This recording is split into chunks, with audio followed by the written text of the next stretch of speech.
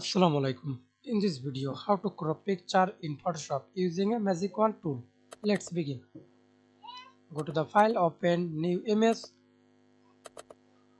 open. I use this image example.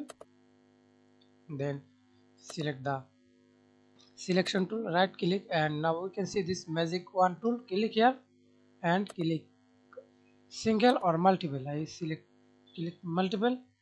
Then click the white.